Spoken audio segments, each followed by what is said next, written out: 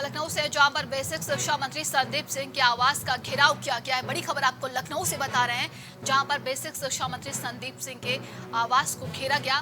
69,000 शिक्षक अभ्यर्थियों ने प्रदर्शन किया है।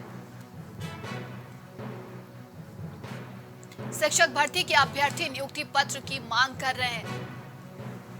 बड़ी खबर आपको लखनऊ से बता रहे हैं, जहां पर 69,000 के शिक्षक अभ्यर्थियों ने घेराव किया है। मंत्री संदीप सिंह के आवास पर बड़ी संख्या में पहुंचे अभ्यर्थी, तस्वीरें भी आप देख सकते हैं।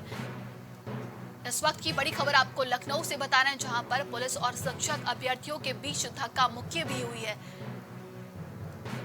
तो शिक्षा मंत्री का आवास को घेरा गया है। बेसिक शिक्षा मंत्री संदीप सिंह के आवास का घेराव किया है अभ्यर्थियों ने। खबर लखनऊ से है, बता दें कि 69,000 शिक्षक भर्ती के अभ्यर्थियों ने प्रदर्शन किया है। शिक्षा मंत्री के आवास का घेराव किया है अभ्यर्थियों ने। तस्वीरें भी आप सीधे तौर पर देख सकते हैं। बड़ी खबर आपको लखनऊ से बता रहे हैं, शिक्षक भर्ती के अभ्यर्थी नियुक्ति पत्र की मांग करें, जिसको लेकर उन्होंने प्रदर्शन किया है। आज शिक्षा मंत्री के आवास को घेरा है। मंत्री संदीप सिंह के आवास पर बड़ी संख्या में पहुंचे अभ्यर्थी। ये सीधी तस्वीर आप लखनऊ से देख सकते हैं। पुलिस और शिक्षक अभ्यर्थियों के बीच हुई है धक्का मुक्की। बताया जा रहा है कि पुलिस और शिक्षक अभ्यर्थियों के बीच धक्का मुक्की भी हो गई है। ज्यादा जानकारी के साथ संवाददाता कलीम जुड़ चुके हैं। कलीम, 69,000 के शिक्षक अभ्यर्थियों ने आज बेसिक शिक्षा मंत्री संदीप सिंह के आवास का घेराव किया, क्या कुछ अधिक जानकारी है? देखिए नंदिनी जी, जिस तरीके से बात की जाए, जो शिक्षक भर्ती मामले को लेकर के लगातार जो अभ्यर्थी हैं वो अपना विरोध दर्ज कर रहे हैं, क्योंकि वो अपनी नियुक्ति को लेकर के लगातार आवाज उठाते चले आ रहे हैं। फिर चाहे बात की जाए शिक्षा विभाग की, वहां पर लगातार पहले घेराव किया जाता है, उसके बाद सड़क जाम करके प्रदर्शन किया गया है। लेकिन अगर बात की जाए शिक्षा मंत्री के आवास की, तो इससे पहले भी शिक्षा मंत्री के आवास का घेराव किया गया। उसके बाद पुलिस ने सभी को हिरासत में लेकर इको गार्डन भेजा था। लेकिन एक बार फिर से शिक्षक भर्ती भारी संख्या में जो शिक्षा मंत्री उनके आवास पर पहुंचे हैं और एक बार फिर से जोरदार आंदोलन दिखाया है। लेकिन इस मामले को लेकर के अगर बातचीत की जाए, मौके पर जब पुलिस पहुंची है तो पुलिस ने सभी अभ्यर्थियों को इको गार्डन जाने की सलाह दी, लेकिन सभी छात्र वहां पे इकट्ठा रहे। इस बीच पुलिस और अभ्यर्थियों के बीच काफी नोकझोंक भी हुई। लेकिन जो पुलिस की बात की जाए, पुलिस लगातार सभी अभ्यर्थियों को समझाने का प्रयास कर रही है। उसी समझाने के प्रयास के साथ साथ सभी को इको गार्डन जाने की सलाह दी जा रही है। इस मामले को लेकर के मौके पर भारी संख्या में पुलिस बल भी तैनात रहा और जो अभ्यर्थी हैं वो भी वहां पर तैनात है। फिलहाल इस मामले को लेकर के अगर पुलिस अधिकारियों की बात की जाए तो उनके द्वारा साफ तौर से कहा जा रहा है कि सभी शिक्षक भर्तियों को इको गार्डन भेजा जाएगा, क्योंकि वही धरना स्थल है, वहीं पर से लगातार जो इनका ज्ञापन है वो भी उठाया जाएगा। लेकिन अभ्यर्थियों का साफ तौर से कहना है कि जिस तरीके से वो काफी समय से प्रदर्शन करते आ रहे हैं, लेकिन उनकी जो मांगे हैं उन मांगों को पूरा नहीं किया जा रहा। तो देखना ये होगा कि इको गार्डन में भी कुछ अभ्यर्थी लगातार कुछ दिनों से प्रदर्शन कर रहे थे। उसके बाद अब अभ्यर्थियों ने जिस तरीके से शिक्षा मंत्री का आवास घेराव किया है, तो इसके बाद कहीं ना कहीं ये जरूर कहा जा सकता है कि जिस तरीके से जो तारीख कही जाई थी 20 तारीख को इन लोगों का एक बड़ा आंदोलन होगा, तो कहीं ना कहीं एक बड़ा आंदोलन 20 तारीख को देखने को मिल सकता है। जी, यानी कि अब जो शिक्षक अभ्यर्थी हैं वो अब आंदोलन पर उतर आएंगे, क्योंकि देखिए लगातार पिछले दिनों की बात करें तो वो लगातार प्रदर्शन कर रहे हैं और अपने हकों को मांग रहे हैं।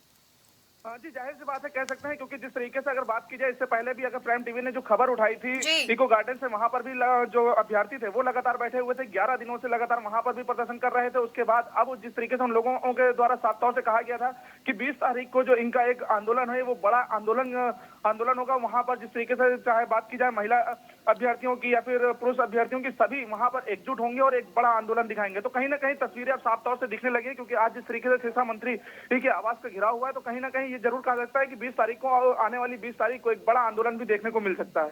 तमाम जानकारी के लिए बहुत बहुत धन्यवाद आपका। खबर लखनऊ से, जहां पर उमर अंसारी द्वारा अवैध कब्जे का ये पूरा मामला है। बड़ी खबर आपको लखनऊ से बता रहे हैं। एमपी एमएलए कोर्ट में पेश हुआ उमर अंसारी। तो उमर अंसारी आज एमपी एमएलए कोर्ट में पेश हुआ है। बता दें कि 2-2 लाख की जमानत और मुचलका किया दाखिल। खबर लखनऊ से है, मामले की अगली सुनवाई 20 नवंबर को होगी। तो मामले की अगली सुनवाई 20 नवंबर को रखी गई है। अगली सुनवाई पर तय हो सकते हैं आरोप। जियामऊ में करोड़ों की शत्रु संपत्ति पर कब्जे का ये पूरा मामला है और अगली सुनवाई अब 20 नवंबर को रखी गई है। कहा जा रहा है कि 20 नवंबर को आरोप तय किए जाएंगे। लेखपाल सूरज लाल ने 27 अगस्त को मुकदमा दर्ज कराया था, जिसमें अब उमर अंसारी द्वारा अवैध कब्जे का ये पूरा मामला है। ज्यादा जानकारी के साथ संवाददाता कलीम जुड़ चुके हैं। कलीम, एमपी एमएलए कोर्ट में आज उमर अंसारी की पेशी हुई थी, क्या कुछ अधिक जानकारी है? देखिए नंदनी जी, जिस तरीके से बात की जाए मुख्तार अंसारी के बेटे उमर अंसारी को लेकर के लगातार पुलिस उनकी गिरफ्तारी का प्रयास भी कर रही थी, क्योंकि जिस तरीके से इस मामले की गिरफ्तारी को रोक के लिए उमर अंसारी ने सुप्रीम कोर्ट में एक याचिका दायर की थी, जिसके बाद जो है साफ तौर से कहा था कि जो विवेचना है, विवेचना में उनके द्वारा पूरी तरीके से सहयोग किया जाएगा। उसके बाद अब जिस तरीके से सुप्रीम कोर्ट ने इनको राहत की सांस लेने दिया था, उसके बाद अब इन्होंने एमपी एमएलए कोर्ट में जिस तरीके से 2 जमानत गिर लगाए और वो जमानत 2-2 लाख के जो जमानत लगे हैं, उसके बाद अब इन्होंने इनके द्वारा साफ तौर से कहा जा रहा है कि जिस तरीके से जो भी विवेचना है उसमें सहयोग किया जाएगा। और इस मामले में अगर बात की जाए, लेखपाल सुजन लाल ने जिस तरह से मुकदमा हजरतगंज कोतवाली में दर्ज कराया था, उसमें साफ तौर से आरोप ये लगाए गए थे कि उमर अंसारी के द्वारा जो जीएमओ में करोड़ों की जो संपत्ति थी, उसकी फर्जी तरीके से दस्तावेज तैयार किए थे, कूटस्थ दस्तावेज तैयार करके वहां पे मकान खड़ा किया था। वहां पर अपार्टमेंट बनाने के बाद कई लोगों को वहां पर बेचा भी था। तो उसके बाद इस मामले में जिस तरीके से जांच पड़ताल की गई थी, जांच पड़ताल के बाद लेखपाल की तहरीर पर जो एफआईआर दर्ज हुई थी, उस एफआईआर में जांच पड़ताल कर रही जो टीम थी, उसने भी लगातार उमर अंसारी को कई नोटिस भेजा था, लेकिन उमर अंसारी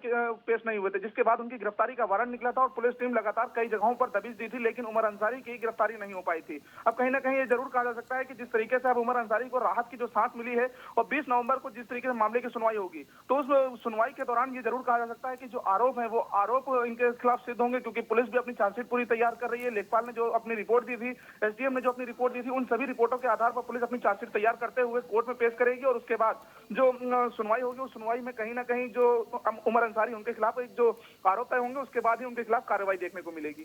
तमाम जानकारी के लिए बहुत बहुत धन्यवाद आपका।